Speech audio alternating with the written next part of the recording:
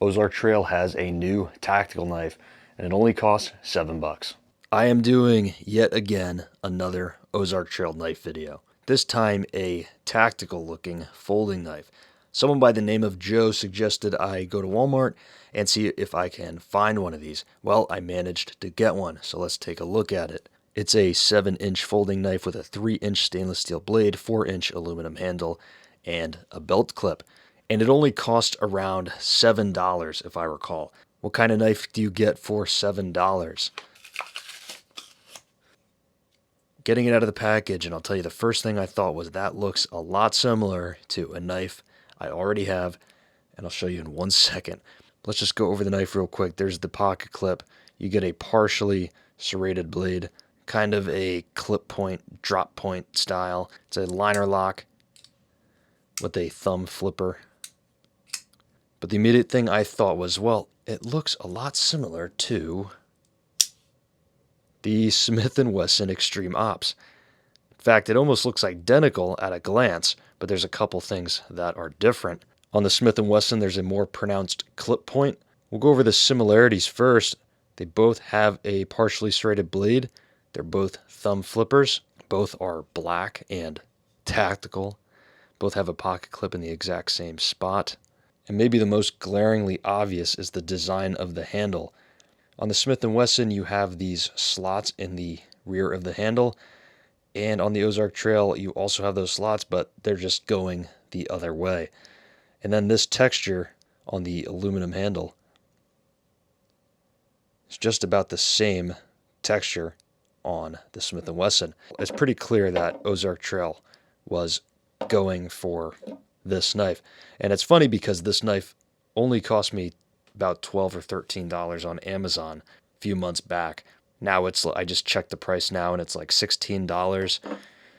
And this knife's like $7, so it's almost a knockoff of the Smith & Wesson Extreme Ops, which is already a $12 to $15 knife. Which one is better? This one states it's got 7CR17 MOV steel, which is a very cost-effective steel. It's not generally thought of as a high-quality steel at all. It's basically the bare minimum of like a usable steel. This one lists no name as the steel. It's pretty much the standard stainless steel that all the other Ozark Trail knives come in. I'll tell you what, they do come sharp usually.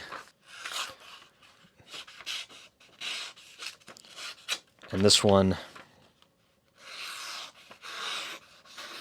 it is very sharp out of the box. Not perfect, but not bad. But the one thing that anybody that uses these Ozark Trails with the cheaper stainless steel is that the edge retention is just not there. They are sharp and they sharpen up easily in my experience. They do not hold an edge very well. As far as the locking mechanism goes, they are both a liner lock, both pretty easy to operate. Ozark Trail is very smooth out of the box. And the Smith & Wesson seems a little bit stiffer. I can't flick it out with my finger unless I use a good wrist flick. It is a bit more stiff, but feels solid. The Ozark Trail flips out really easily, and it's very smooth. And on the listing on the website, it actually says it uses ball bearings, so that would make sense as to why this one is smooth. And as far as blade play, very little side to side, no up and down. The Smith & Wesson actually has more side-to-side blade play. No up and down, but there's more side-to-side blade play on that. Less on this one. However, I have used this knife for a video before. It doesn't have much use. It actually looks brand new, but I have used it before in a video, so that might be reason. Or maybe Ozark Trail just has less blade play out of the box. Let's see what they weigh. Ozark Trail comes in at 3.623 ounces. Smith & Wesson, 3.630. Are you serious? That is crazy. They are so incredibly close in weight. They're nearly identical. I mean, come on. That is so incredibly close. It's actually funny. You know, squint your eyes. You literally can't tell the difference between these two. The Smith & Wesson Extreme Ops has over 50,000 reviews on Amazon and says that over 5,000 of them has been bought in the last month alone. And it's ranked the #1 bestseller in tactical knives on Amazon, which is why I initially bought it to make the video. So it makes sense why Walmart would maybe want to capture some of those sales. You can see this is the best-selling knife. Maybe they can grab some of that market with this one. I see what you're doing, Ozark Trail. So out of the two of these knives, which one would I actually pick? Well, I think I would take the Smith & Wesson because I think it's just a little bit more comfortable. It just fits my hand a little bit better. There is some jimping on the back of the handle, which the Ozark Trail lacks, which does actually improve the grip on the knife. And I prefer the blade a little bit more on the Smith & Wesson. It's a little bit more narrow, comes to a finer point. And I think I just trust it a little bit more than the Ozark Trail.